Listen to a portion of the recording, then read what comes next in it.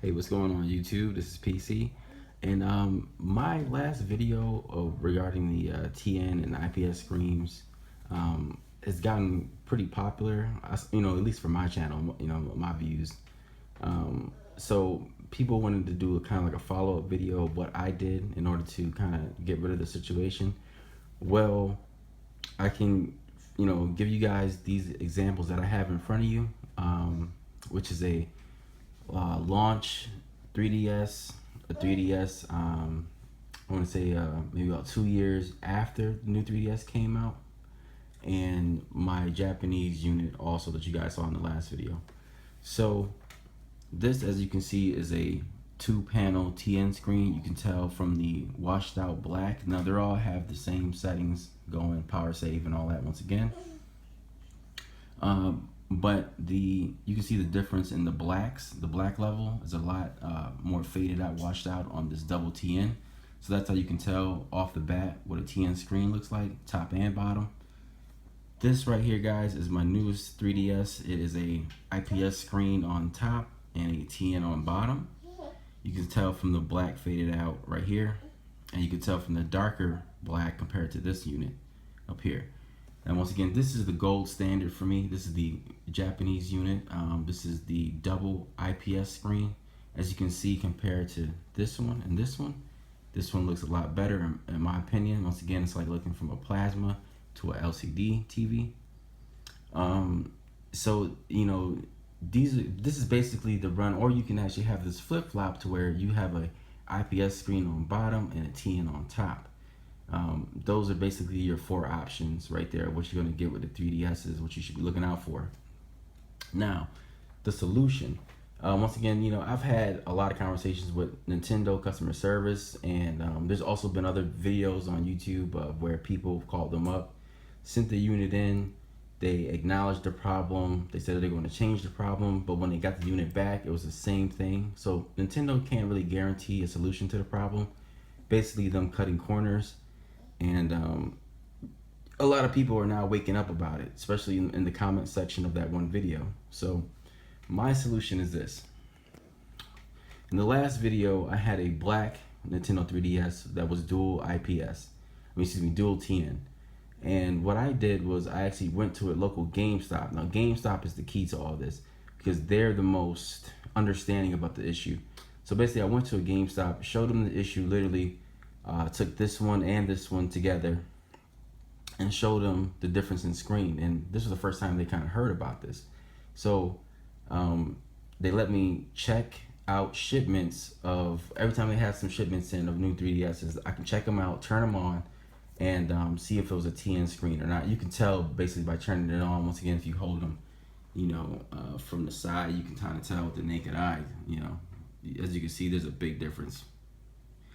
There's also a difference in IPS screen. This one, in my opinion, is not as good as this one. And you can see this one kind of fades out. This one basically stays the same the entire way. So there's even differences in that.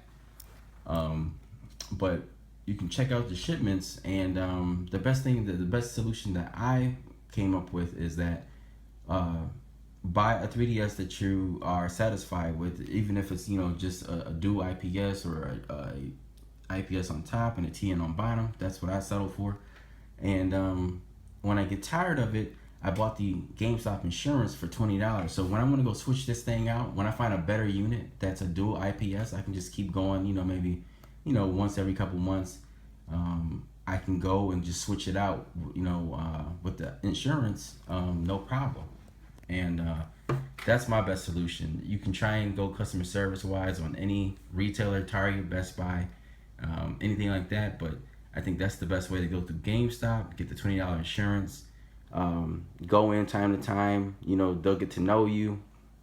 They might even open up some units and put a unit aside that has a dual IPS, exactly what you're looking for. Or you can, get something like this right here. This is fine for me. Most of my gaming is done on the top screen, not on the bottom, so I'm okay with that. And even the bottom screen doesn't look as bad as that one. So, you can see right there, this one looks a lot more washed out than this one, TN. So, I'm satisfied with this right here for now. But once again, that top screen right here, that difference is too much for me. So best option is to go to GameStop, buy the $20 insurance, switch it out when you are trying to look for an IPS screen, a dual IPS screen. When you find it, even then, even if it is a dual IPS, once again, you might not get it to that one. This one is the best 3DS picture quality I've ever seen in my life. This one has no flaws. As you can tell from the black level, it looks amazing. When it's running 3DS games, when it's running DS games, virtual console games, it looks phenomenal. It's just that it's in Japanese. That's why I don't use it every day. I use this one. So that's my solution to it, guys. I hope it helps you guys out. So basically, go to GameStop. If you have a unit like this, trade it in, pay the difference, get the insurance on it, and then keep looking for that 3DS unit that you want through the insurance. And just every time you switch it out, just pay $20. I know it's a little expensive, but for me, $20 is not really anything. So I work for a living, so I'd rather have a peace of mind of gaming. I've invested a lot of money into the 3DS, so for me, I want the best picture I could possibly have. So that's my solution, guys. That's the best solution I feel that's out there. Besides kind of like modding the system yourself, and I don't recommend that because the 3DS seems kind of complicated. I actually looked into that, and I think this is the best method right here. So this is PC. I hope you guys enjoyed the video, and I'm out.